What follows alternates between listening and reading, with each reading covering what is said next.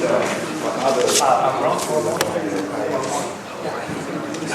right, welcome to today's colloquium. Before we have Steve Kivelson introduce the speaker, we have a special event. We are presenting the Kirkpatrick Award. So for over 30 years, Stanford Physics has been pleased to award the most excellent graduate teaching assistants with this Kirkpatrick recognition. It was established to recognize students who have demonstrated talent for and commitment to the teaching of physics to undergraduates, exemplifying the dual commitment to teaching and research characteristic of Kirkpatrick's own life. Paul Kirkpatrick was a distinguished member of our department for 28 years before retiring in 1960. He died at the age of 98 in December 1992. He was very well known for research in X-ray astronomy and for the invention of the X-ray microscope, and for his pioneering work in holography. But he is at least as famous for his championship of the importance of furthering excellence in teaching of physics. His strength of character, integrity, and compassion were much admired by his colleagues in the department. Many of the awardees have gone on to distinguished careers in physics, and today we'd like to recognize Vern Harbaugh for his spectacular job in the teaching of Physics 65 with Giorgio Gratta. So please come down.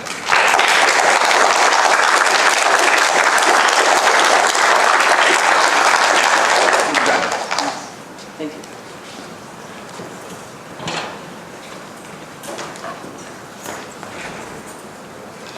Okay, so it's a great pleasure to have Liang Fu here from MIT.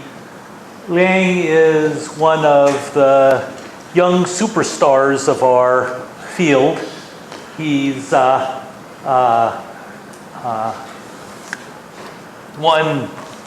let's see, let me give you his biography first. He got his BA at the University of Science and Technology in China in 2004, his PhD at the University of Pennsylvania in 2009.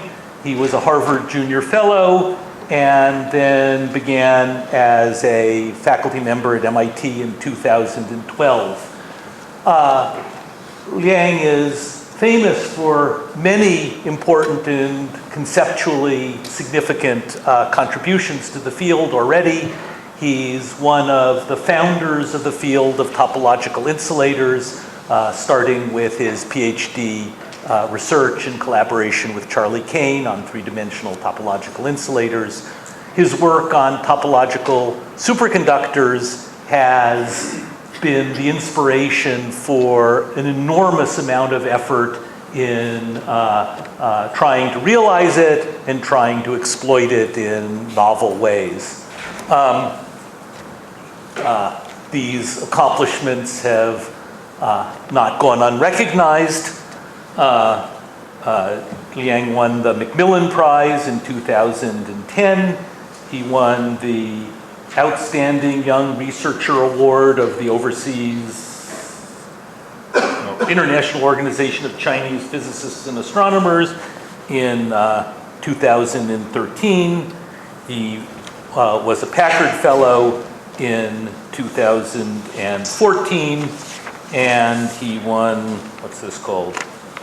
I'll never get it right. The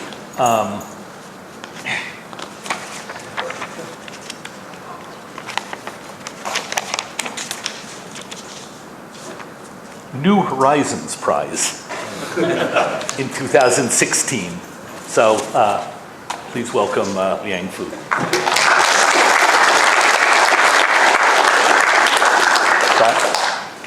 Do I need the microphone? Do I need to use this? Or? All right. This?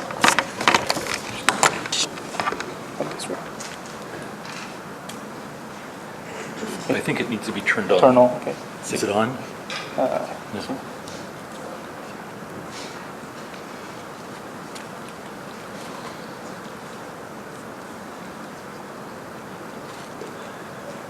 Somebody know how to turn this on?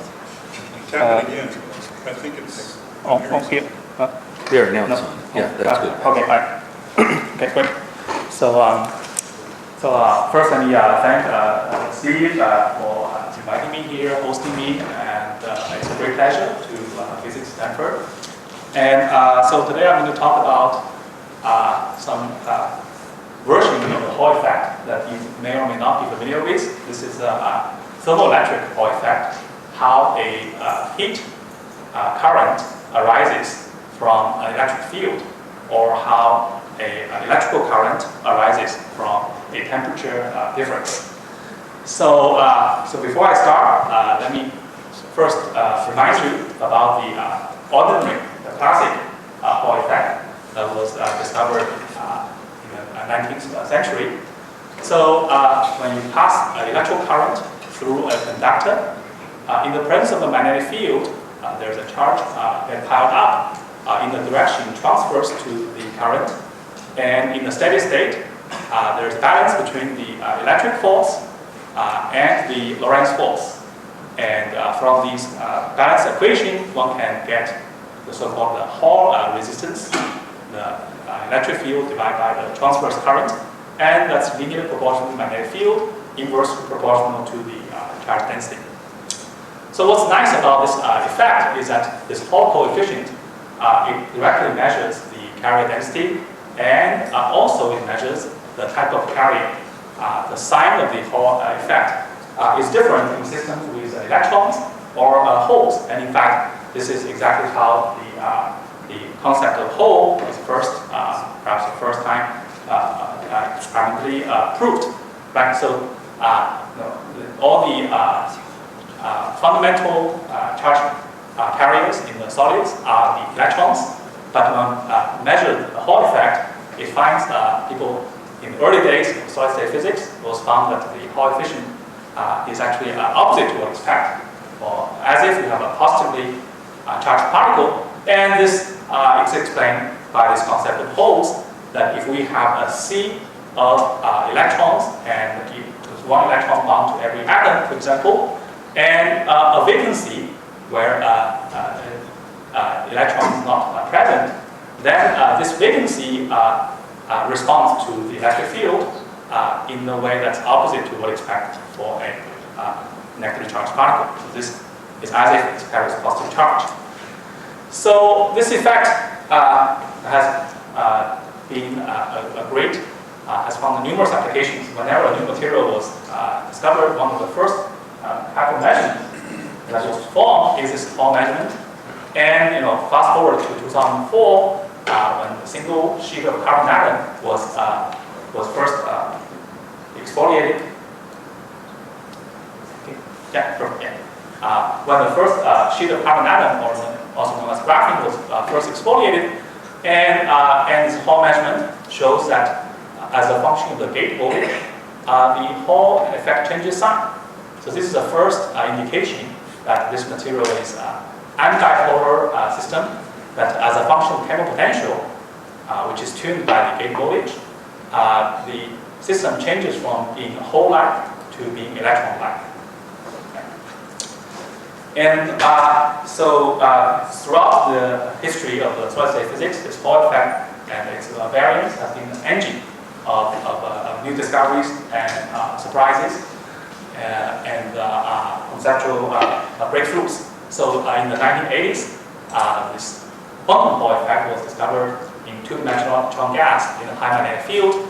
And here, on the high magnetic field, the energy spectrum becomes discrete, and these are known as Landau levels that corresponds to quantized motion of electron orbital.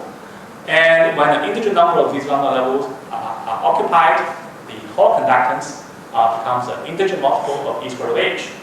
And these are fundamental constants, and it's quite a remarkable fact. So despite having an energy gap, the system is not an ordinary sugar, and the current flows through the system through these edge states. This is the origin of this integer quantum Hall effect. And soon afterwards, it was found that in the presence of partially occupied Landau levels at very low temperature, the Hall conductance can be a fractional multiple of e squared of h, known as the fractional Hall effect. And this create a new world of fractional particles, topological order, and etc., that people are studying today. And the next sort of breakthrough in this family of Hall effect came about 15 years ago, a variant of the integer quantum Hall effect was found theoretically in time reversal invariant systems as zero magnetic field. And the idea is that through so-called the spin-orbit coupling, the spin-up and spin-down electrons, they see opposite effective magnetic field. And that leads to rather a strange kind of insulating state where we have, again, edge states, but spin-up and spin-down electrons are moving opposite directions along the edge. And the first realization of this so-called quantum spin Hall state was predicted by Shouchen Zhang and his group here at Stanford. And it's a beautiful mathematics directly tied to Dirac equation, to topology, and it was realized experimentally 1 year later in this very remarkable heterostructures of mercury telluride quantum wells. So, so these are just a few examples of the Hall family members. Over the years, many kinds of the Hall effect has been found.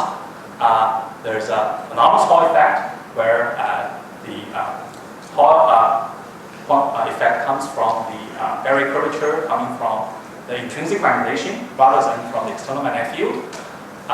There's a phono-induced thermal Hall effect, where we recently work from here. And the phono spin Hall effect later became the seed of this topological insulators in 2 dimensions and in 3 dimensions. And the work on topological insulators further led to the so-called quantum anomalous Hall effect, where the anomalous Hall effect in the absence of magnetic field become quantized. So instead of lambda level, the quantization comes from the time reversal breaking topological non-trivial band structure. Right? So, so what I'm going to talk about today is going to focus on this thermoelectric version of the Hall effect, where we have a temperature gradient that induces an electrical current in the transverse direction. And what's interesting is that unlike the electrical Hall effect, which vanishes when the system is at charge neutrality point, which is neither n-type nor p-type, the thermoelectric Hall effect is present, is generally allowed in at charge neutrality, and this has interesting consequences. So let me briefly introduce the thermoelectric phenomenon. This is about a direct conversion between heat and electricity. And one of the effects is so-called the thermopower or the seebeck effect. If you have a solid and there's the 2 sides maintain at different temperature. One side is cold, the other side is hot. And then in an open circuit, this temperature difference drives charge carrier diffusion current, and that leads to a power up of charge at the opposite ends. And so that in the absence of the net current in the open circuit, there has to be a voltage that develops to oppose this diffusion current. And the ratio of the voltage and the temperature difference defines this quantity called the thermal power. And this effect is potentially useful, right? So one can convert waste heat, right, from different sources and turn that into electrical power. Right? This works as a thermoelectric generator. Another closely related effect is it's called thermoelectric cooling or thermoelectric refrigeration. So here, again, the system has a hot side and cold side, but then by externally applying passing electrical current, the charge, the motion of charge also carries with it entropy. In other words, the electrical current is accompanied by a heat current. But here we want to actually pass the heat current from the cold side to the hot side, so against natural flux of heat. So in this way, the cold side can become colder. So this is the mechanism for cooling.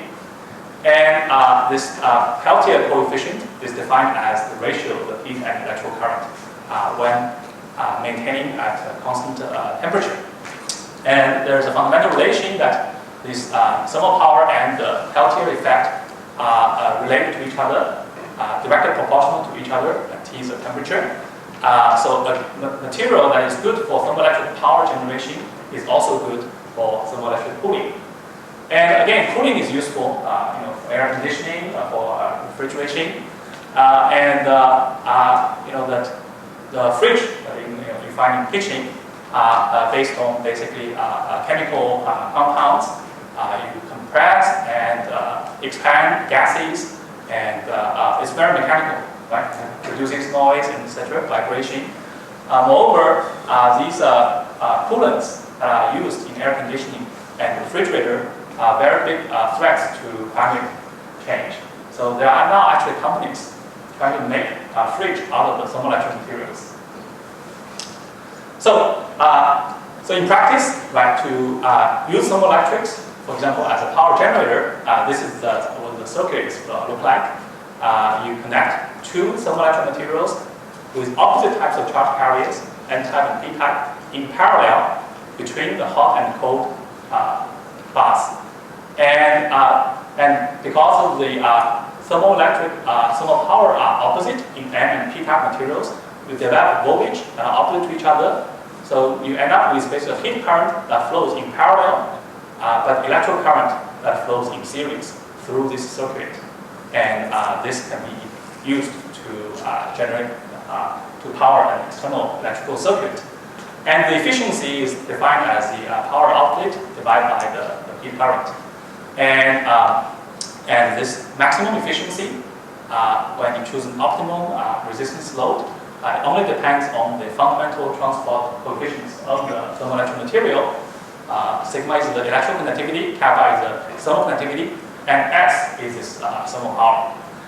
Now, as a physicist, we would like to look at this quantity in this following way. And you notice that this ratio of conductivity times the temperature divided by thermal conductivity in the good metals, so this quantity is basically a constant of order 1 in the natural units.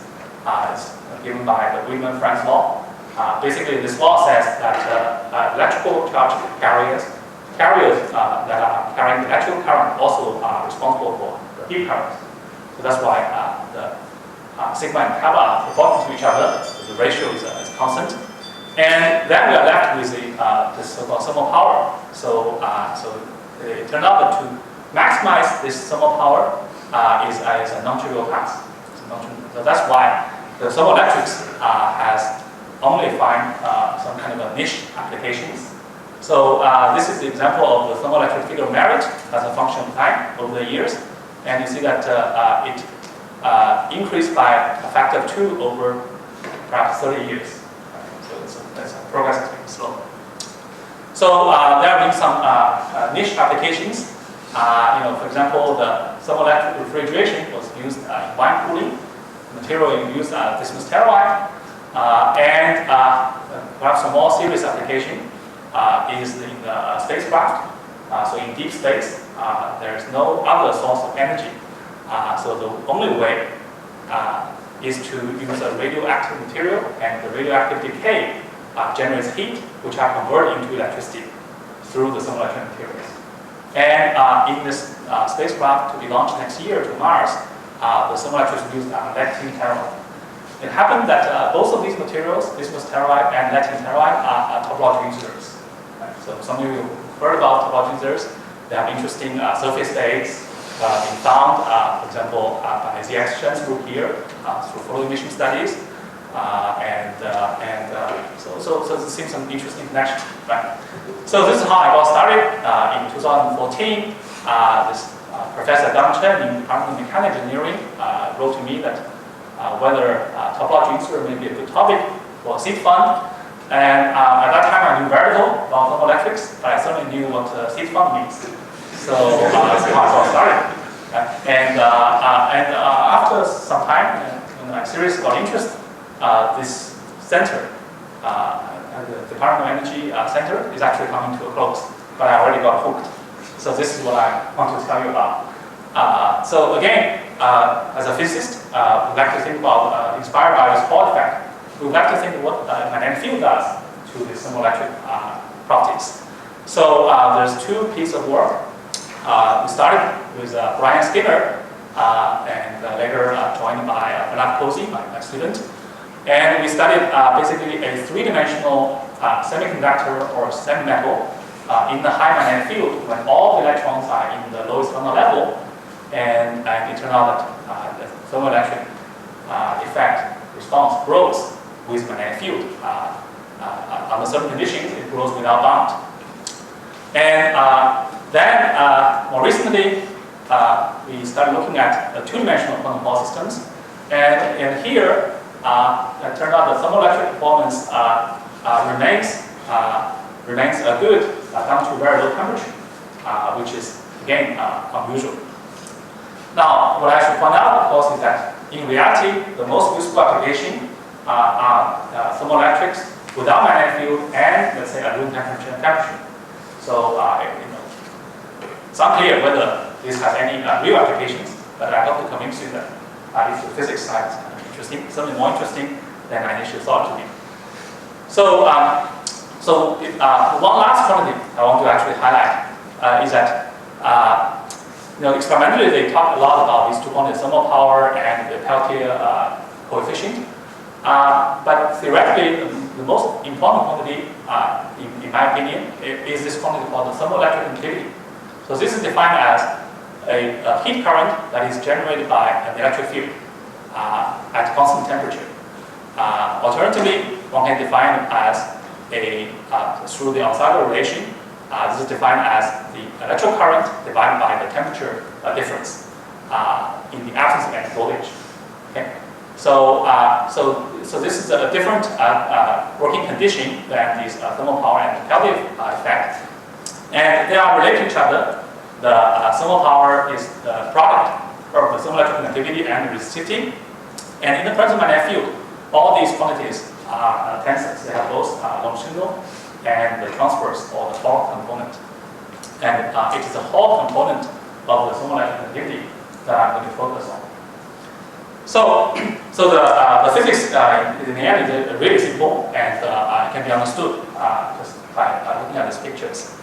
So at zero magnetic field, when we apply an electric field in a system with the electrons, they get accelerated, we get electrical current, and that also carries a heat current, which is an entropy current.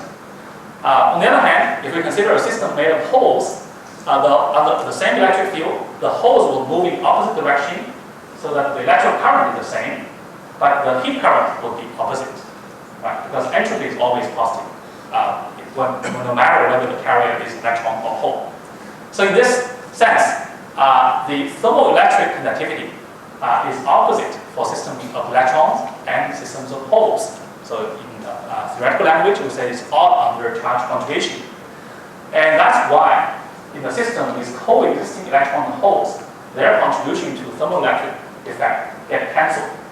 That's why all the conventional thermoelectrics are either N or P type.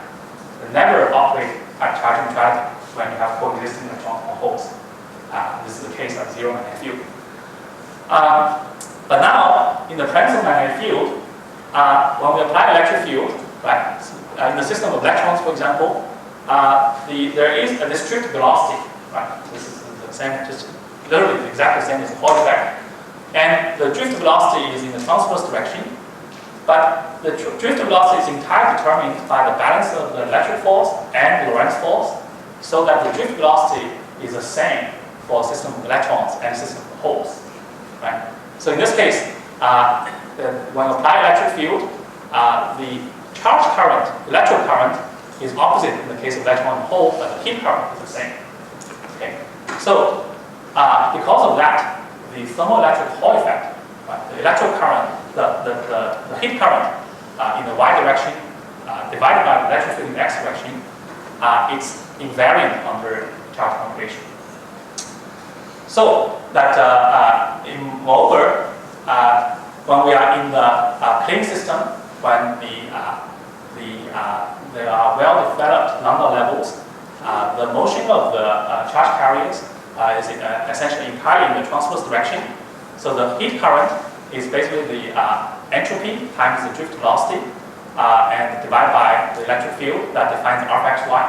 But because of the drift velocity is simply given by the ratio of the electromagnetic field, the alpha xy, the thermoelectric Hall conductivity, is simply given by the entropy density divided by the magnetic field. So this becomes a thermodynamic quantity. Right? So the transport coefficient now is determined entirely by thermodynamics. So that's why it becomes much simpler. And so in order to maximize this thermoelectric Hall conductivity, we look for systems with large entropy density. And in ordinary metal, entropy always decreases with temperature, so that in the zero temperature limit, entropy goes to zero.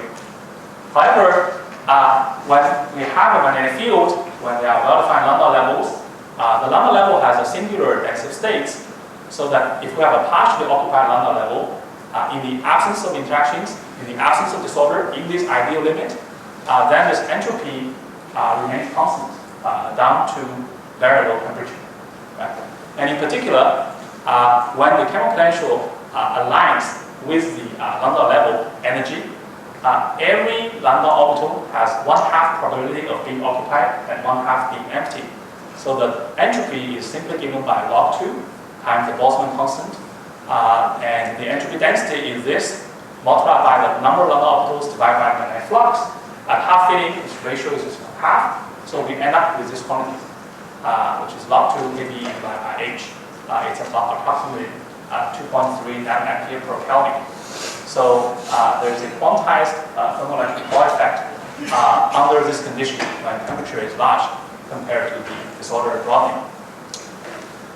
And so one can actually, again, understand how this comes about microscopically by looking at the transport through these H states. So, so when you have these well-defined Landau levels near the boundary, these H states moves up. The Landau level energy goes up, and you have these conducting electrons, mobile electrons on the boundary. And when the chemical potential is at this Landau level energy, you see that there are thermally excited electrons occupying the edge, but there's no holes that are present at the energies below this Landau level. There's asymmetry between the states above and states below the Fermi level. And because of that, when you heat up one side of the sample, there's a temperature gradient in the y direction. There will be more electrons moving at one edge than on the other edge. So this gives rise to a net electrical current. And again, when we calculate the current, it's simply given by the change of the distributing function and integrated over all the positive energies. Because this H states from this, for example, this second Landau level only exists at energies above the chemical potential but not below. So again, this gives you exactly the same result. It's log 2 times this natural units. So the H state picture gives you the same answer as the entropy formula. Example of this bulk boundary correspondence. This was actually implicitly contained in the earlier works by Steve Gerving and Johnson. And if we further look at this thermal power, which is what experimentally can measure easily, this quantized thermoelectric Hall conductivity multiplied by the resistivity give you this number. And this is, you see the thermal power basically is peaked every time when the Fermi level aligns with a Landau level. So when the Landau level is half filled, and there's a peak in the thermal power. When the Fermi level is in between the Landau levels, the thermal power becomes exponentially small at low temperature because there's no thermal excitations. The system is gapped. Now, you notice that in the systems with parabolic bands, when a Landau level is half filled, the Hall conductivity is basically a half integer multiplied by e squared h. That's why in this formula for the thermal power, there's this half integer appears in the denominator. And now let's consider a different types of thermal Hall system with Dirac dispersion. This is the case in graphene. And this is what the Hall conductance looks like in graphene as a function of the carrier density. And there's a special n equals 0 Landau level, which is right at the Fermi level in the charge neutral graphene. And this Landau level is precisely half filled. Right? It's different from the system with parabolic bands where at charge neutrality, Landau levels are completely empty. But in Dirac systems, there's already a half filled Landau level at charge neutrality. And because of this, the Hall conductance requires a 1/2 shift. So the Hall conductance in this natural units is 1/2, 3/2, 5/2. When the Fermi level is inside gap. So this also means that if a Landau level is half filled, then the Hall conductance is an integer multiple of d squared h. So you see there's a 1/2 shift, and this was experimentally observed.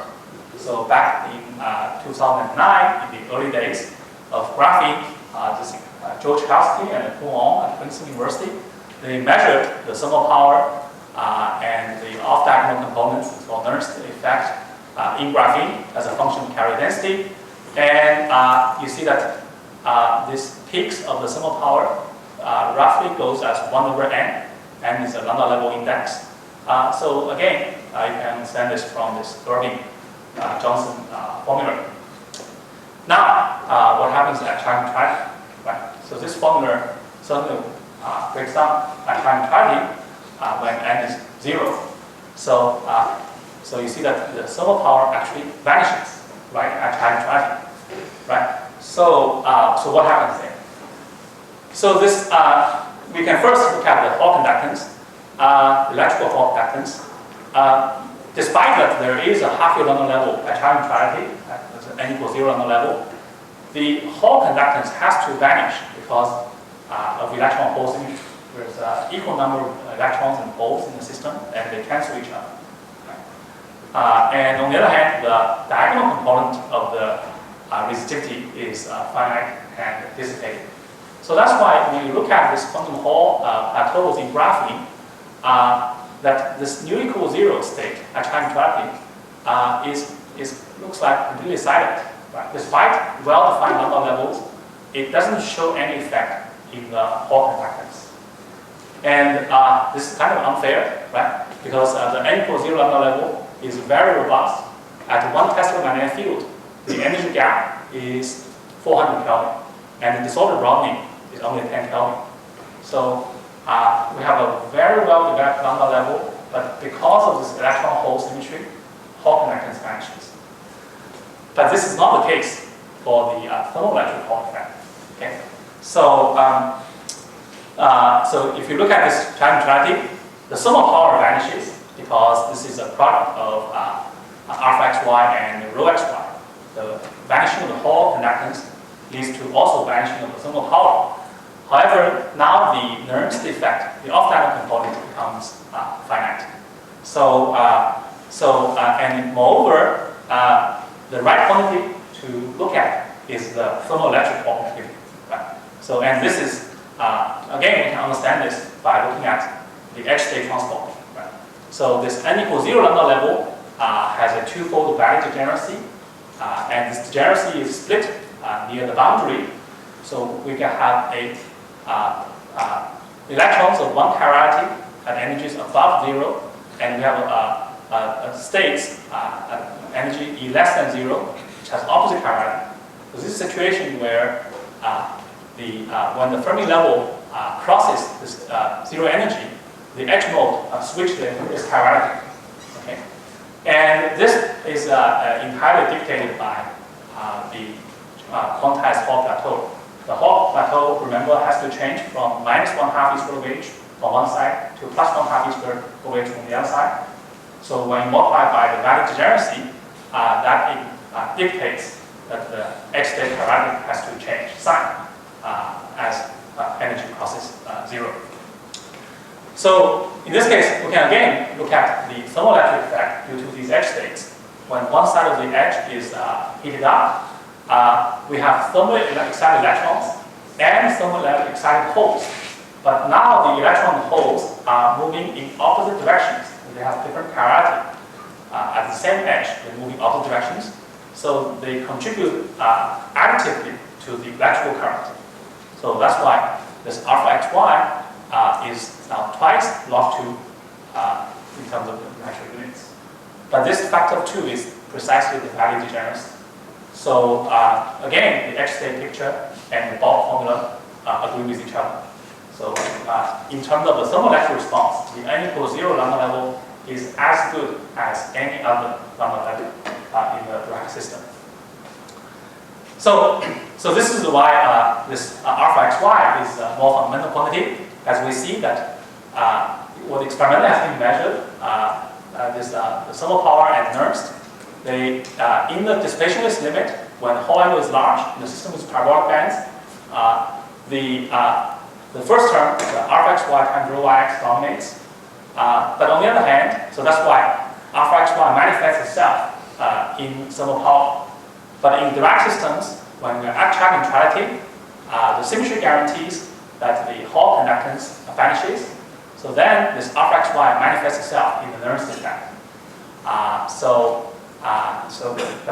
This one and the same quantity, which shows up differently depending on which type of thermal system we look at. And I think it would be nice in future to be able to measure this alpha xy directly.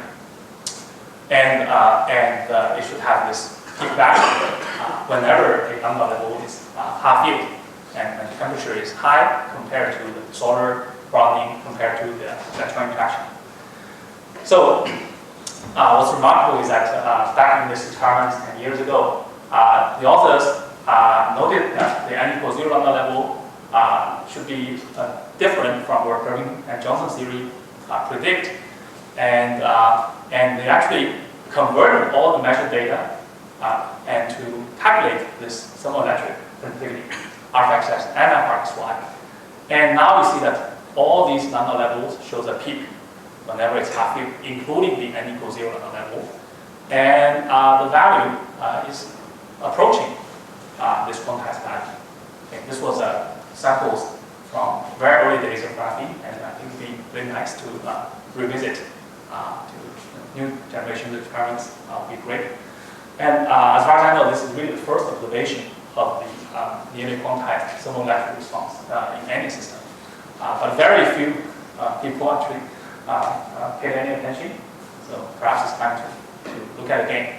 So now knowing that this n equals 0 lambda level at charge neutrality is not silent, it's composed equally of electron and holes and at finite temperature.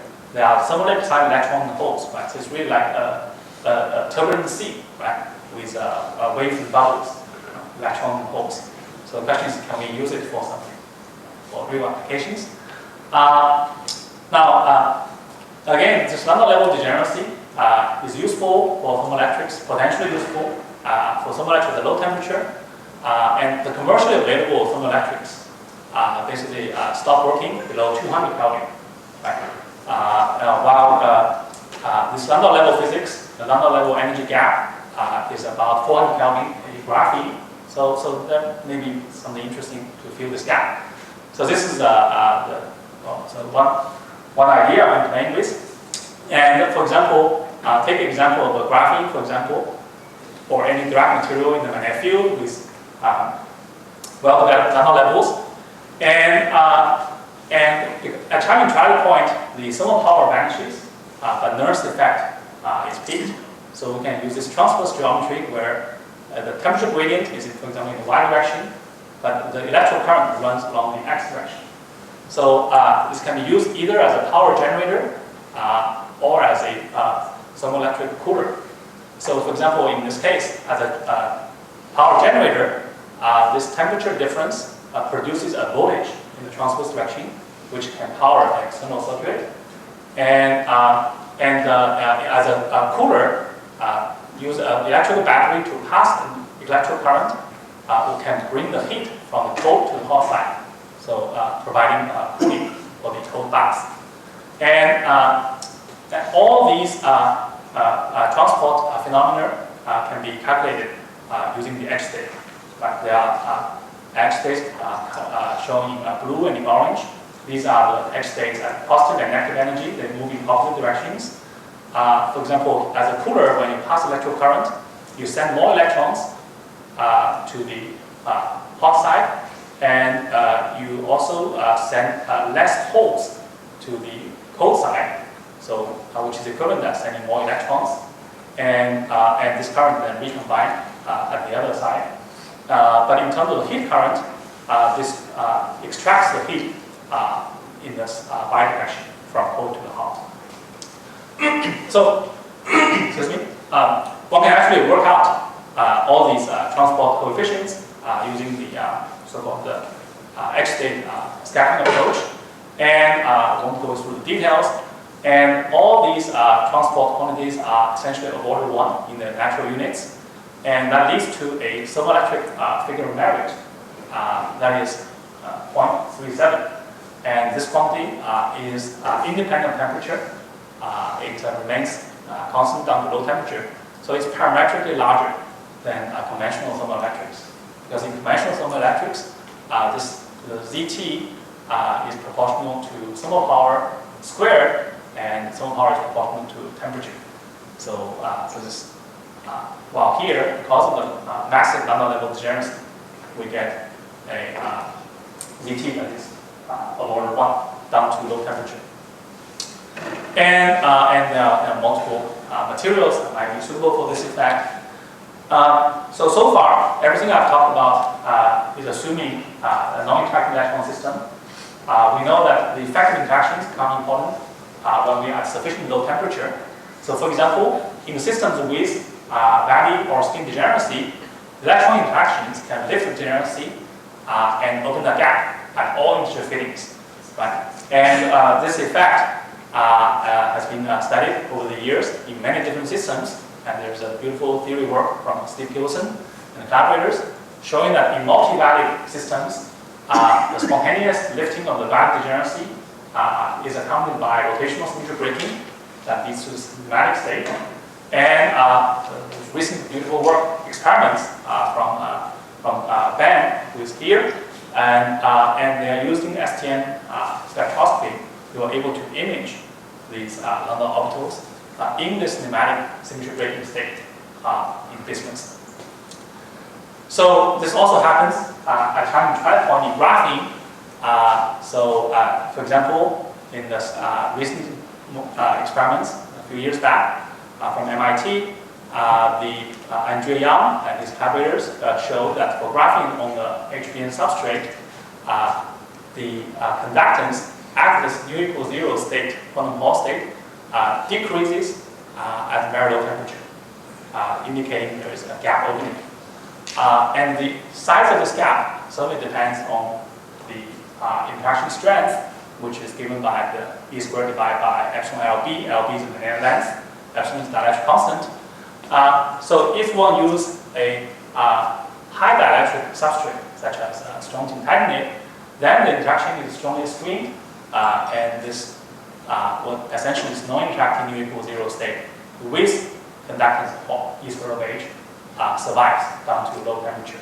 So from the point of view of applications, screening, strong screening, by reducing the electron interaction effects is useful. But on the other hand, speaking as a physicist, we are always interested in how the electron interactions leads to the interesting exotic states. And this motivates us to also consider the thermoelectric response in fractional quantum Hall systems as a function of temperature. So when temperature is large compared to interaction strength, we get this quantized value of log 2. What happens at lower temperature, right? And eventually, for example, in the gap quantum Hall states, this thermoelectric Hall conductivity has to vanish because entropy vanishes. But what is the temperature dependence of this thermoelectric response? So recently with Donna Shen, we started this problem using exact validation method. This is for the case of the nu equal 1/3 Laughing state. And we calculate the entropy as a function of temperature. And again, entropy is directly measured by this thermoelectric response. And it starts with this quantized value, which is purely given by the entropy. And it decreases very slowly as a function of temperature. And at very low temperature, below an energy gap, it decays exponentially. And this is the fitting, and you can see that it fits well with the activation behavior. And from that, we can infer this gap is about 0.06 in terms of A squared over LB. Now, what's interesting is that this gap is a gap associated with the lowest energy excitation in the buffering state. And this is not the energy associated with charged quasi-particles that is typically measured from electrical resistance measurements, but it's actually an energy associated with a neutral excitation, the so-called magnetoroton. And this is a collective mode. It's based on density fluctuations, and it has a minimum at a pretty large momentum. And this energy minimum is basically a sign of the strongly interacting nature of this fluid, that the system is close to become a Weyl crystal. Right? So this is actually the smallest energy excitation in quantum Hall fluid. And this means that thermoelectric response provides a direct way of detecting these neutral excitations in the quantum Hall system. And so far, evidence for this neutral modes have only come from light scattering experiments in an indirect way. And one can actually also understand what's going on in this picture, where you can think of this magnetoroton as a pair of a 1/3 electron and -1/3 of a quasi-pole. They form a bound states. And this state carries an electric dipole, and the electric dipole is proportional to this momentum, but at right angles with it. So under an electric field, right, instead of having a free electron and free holes moving in the transverse direction, we have a bound state of fractional charged quasi-particles moving in the transverse direction. Okay. So this is the physical picture for thermoelectric response in this buffering states. Another interesting phenomenon is that we also look at the half-wave lambda level in this composite Fermi liquid states. And again, this is again numerical result. What entropy actually is decreasing with temperature in the power law fashion with an exponent that is about 0.5, much smaller than in Fermi liquid, where this exponent should be 1. Okay, so it seems that there's a dramatic departure from Fermi liquids. This is from numerics. From numerics, yeah. Okay, so in the last few minutes, I'm going to now switch from two-dimensional quantum Hall systems to three-dimensional materials in a high magnetic field. The analog of graphene in three-dimensional systems are the so-called Dirac and Weyl semimetals, where we have a linear dispersion bands that touch at a single point. Right? And so some examples are these lead-tin telluride, lead-tin selenide. These materials, they have a band gap that can be tuned by the alloy composition. At a particular composition, the gap vanishes. We have a Dirac state. Another example is this zirconium telluride. In here, the band gap depends on temperature. So at a critical temperature, the gap collapses. So now consider a high magnetic field. Then again, the electrons are quantized into lambda orbitals, but they can now move in the direction parallel to magnetic field. So we get basically these quantized lambda tubes. And what's special about this Dirac Weyl material is that at high magnetic field, there is a gapless one-dimensional band of lambda levels, and we have these so-called chiral lambda levels. So there's no gap, right, even in the presence of a magnetic field. And again, one can apply this entropy formula. So the entropy is now given by the temperature, thermal energy kBT times densive state. And the densive state is given by the lambda level degeneracy multiplied by a densive state associated with the motion parallel to the field. So again, entropy grows now linearly with respect to the magnetic field. Right? So in the 2D case, the entropy is a constant. But here, entropy grows linearly with magnetic field because of that the spectrum, energy spectrum has no gap. Due to the kinetic energy in the direction parallel to the field, there is a constant densive state, and this leads to a linear increase of entropy with magnetic field. It's unlimited. So because of that, again, using this formula, that thermoelectric Hall conductivity is given by entropy divided by magnetic field, we found that this ratio of the Rxy and temperature become a constant. It's independent magnetic field, independent of the current density. It depends on these universal constants and the velocity along the direction. So if we plot this Rxy as a function of magnetic field, at high field, when electrons goes into this lowest thermal level, the Rxy become constant. It becomes a plateau. So this should be contrasted with gap semiconductors, where in the extremely high field limit, the system essentially enters into a non-degenerate regime, and the Rxy, the entropy more or less saturates, and the Rxy goes as 1 over B. So, this effect now has been experimentally observed in zirconium telluride. This is work with people from China, and the sample coming from Brookhaven National Lab. And in this material, this is the quantum oscillations in zirconium telluride, and because of the carrier density is sufficiently low, the extreme quantum limit is reached at 2 Tesla. This is the Thermoelectric Hall conductivity as a function of magnetic field for different temperatures.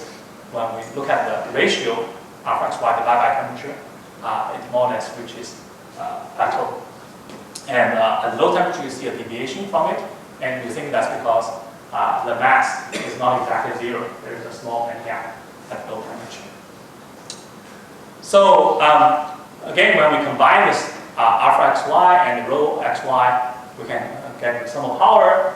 Rxy is constant, rho xy is again given by just the usual Hall formula. It's a linear proportional magnetic field. So as a result, the sum of power rises linearly with magnetic field without saturation. In the case of the Dirac metal. In contrast, if you have a gap semiconductor at sufficient high magnetic field, Rxy start to decrease. So you see that this more or less sum of power more or less saturates. And this again has been observed in this material lectin selenide. You see that above this quantum limit, the sum of power rises linearly with magnetic field. So in terms of electron numbers, for the current material lectin selenide, the carrier density is only order of 10 to the 17th. And if one can supply magnetic field of 30 Tesla, we will say that the figure of merit can reach 10, while the current record is about 2. But of course, 30 Tesla magnetic field is very expensive, so unclear it's any useful. If one can find a material with very low carrier density, on the order of 10 to the 15th, then one can reach the quantum limit at a much smaller field. So for example, at 1 Tesla, we can already reach the figure of merit of over 1. So that's basically the, if one think about any useful applications, one will look for high mobility, low carrier density materials with a zero or small gap, and so that the quantum limit can be reached in a modest field, and one also look for low thermal conductivity. So, last slide. So what about the prospect of a good thermoelectric at zero magnetic field?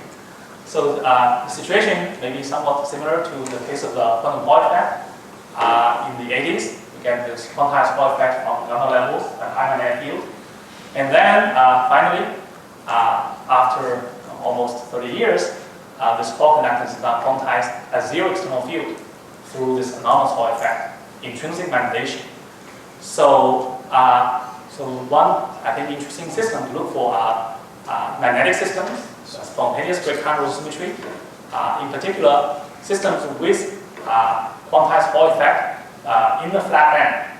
And recently there's this work from Stanford that twisted value Graphene remarkably shows both ingredients, the quantum Hall effect at zero field and the flat band. So it'll be interesting to explore this thermoelectric Hall response in that system. And the final example is that since we are talking about entropy at low temperature, for example, in these strongly interacting systems, such as such-Liouville Dirac models, we can get a constant entropy even down to very low temperature, right? And there's work from Liang Fu and Dr. Stanford, showing that if you have a one-dimensional chain of these SYK dots with appropriate engineered coupling, then this entropy, constant entropy, is preserved in this one-dimensional system down to low temperature. And people start already looking into this thermoelectric transport in this kind of systems. So there's a lot more to explore of thermoelectrics in correlated electron systems. So with that, I'm going to stop and leave the summary here. Thank you.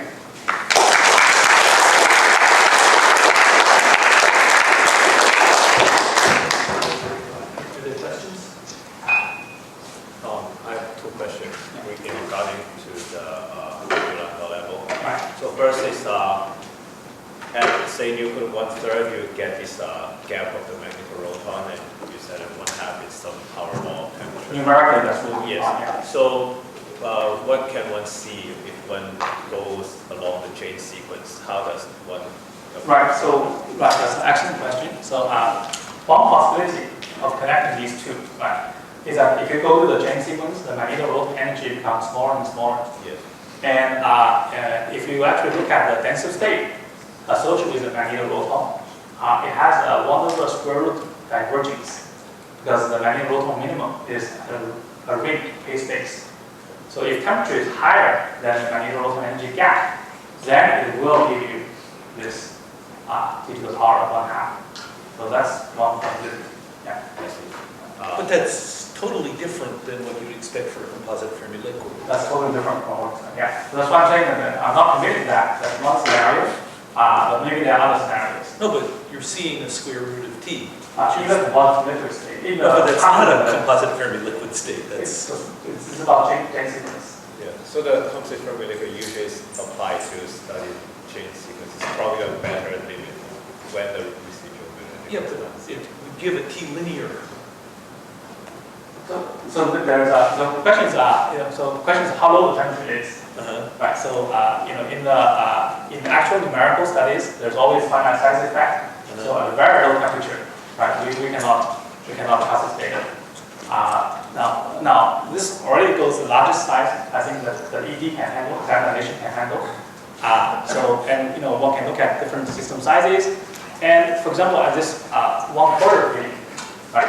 If you look at this different system size, it looks like finite size effect, not too bad, and they still fall into this power in this temperature range. So certainly it's an interesting question that we are struggling with. Yes.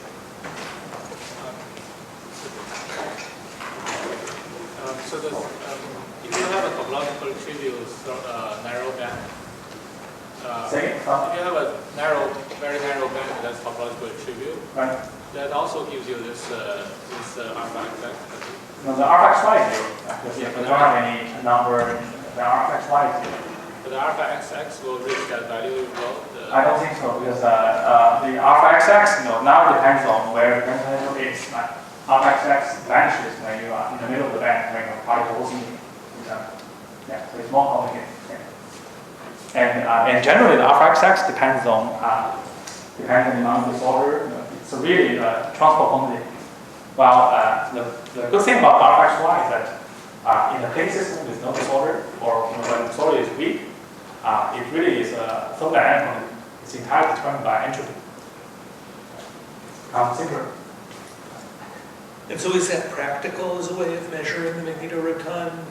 So people are now trying to measure this, and the challenge is the following: that in this thermoelectric response, you apply electric field and you get a field current, and everything I talked about, the field current carried by electrons. Right. In reality, there's a couple between electrons and photons. Yeah. There's so-called the photon drag effect. Right. That the electron current drags with it a photon carried that will, and that effect turned out to be quite severe in gallium arsenic, in quantum Hall systems based on gallium arsenic. And people are now making new structures trying to remove as much as possible these phonon contributions. And one, this is where the graphene is potentially a nice system, because in graphene the electron phonon coupling is weak. I think that's why, for example, this quantized alpha XY has never been observed in gallium arsenic, to my knowledge. But already in early days of graphene research, this value is close to the exact formulation. I'd like to understand something that has to do with what I remember about practical thermoelectrics. Right. You want to reduce the ordinary phonon conductivity, but you didn't seem to mention that. That's right. Yeah, that's actually, yeah. So I spelled it on the right. So here, yeah, here. Right. So so everything I'm assuming is that for this case, when we talk about a two-dimensional quantum Hall system as a potential thermoelectric at low temperature, in principle, if temperature is sufficiently low, then the phonon contribution becomes small. Now, in graphene, you actually need a very low temperature for that to happen, because the thermodynamic graphene is actually very large. And that's why I said this is sort of the downside of graphene. There is something that's called active cooling, which is basically the usual cooling is to make the cold fast even colder. The active cooling is about cooling the electrons, in the hot fast, and that turned out for so-called active cooling, you actually want materials with large thermoelectric response, but also high thermal conductivity.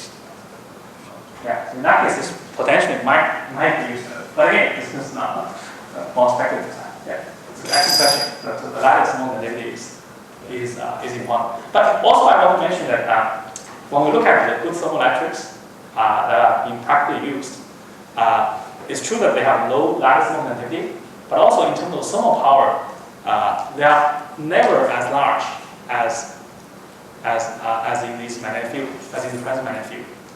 So I showed that the thermal power increases linear with the field. And for example, in this material lattice thermal, so here the data at low temperature. So if you look at the high temperature thermal power, it's much larger than the thermoelectrics currently used in the present magnetic field. Okay. So really, there's a real enhancement of thermal power on magnetic field. It's a real effect. Yeah. So you had this picture where you had when you're in a half-filled Landau level, it can either be empty or occupied, so you get a log 2 factor for the entropy. But presumably that changes dramatically as you broaden the Landau levels due to disorder. That's right. That's right. So yeah, actually, I was quantized maybe a bit. Yeah. So this is a condition for quantization, that the temperature has to be bigger than the normal level broadening. And again, I skipped this. At sufficient low temperature, when the temperature is smaller than the normal level broadening, in the 2D system, whether it's Dirac or parabolic bands, the alpha XY always get reduced. It becomes linear for quantum temperature. However, in the 3D system, there's a difference. In the 3D system, the density state is already constant. There is no delta function singular density state to begin with. And in this case, when you introduce disorder, at least for weak disorder, it shouldn't do much. In other words, this plateau of alpha XY divided by temperature, that should depend on very little on the disorder. It's more robust. At half-field Landau level, at least theoretically, does this alpha XY has anything interesting to do with whether the half-field Landau level ground states particle symmetry invariant or particle symmetry spontaneous? Yeah, that's an excellent question. Right. So I think you should have some manifestation. I like the subdependence. It means there's a divergent density of states. It means there's a divergent density of states. I mean, the entropy is going like square root of temperature. In this temperature range, yeah, that's right, yeah. If that holds down to, absolutely, yeah. If that holds down to the lowest temperature, it means that there is a divergent density state. Right. Yeah. But again, we have to be cautious about the finite size effect and all that. But at least within a reasonably wide temperature range, it looks really like it's powerful. This is important. Okay, one last question. Maybe it's a silly question. So does it make sense to consider this for superconductors, the thermoelectric? So yeah, there are interesting Nernst effects associated with vortices in superconductors. So when you apply a temperature gradient, vortices start to move, and the current of vortices generates a voltage. Right? So there's definitely, and people study like boron study a lot of this Nernst effect in superconductors in this vortex liquid regime. Yes. Although it's actually not a superconductor thing. It's not a black matter. All right, let's thank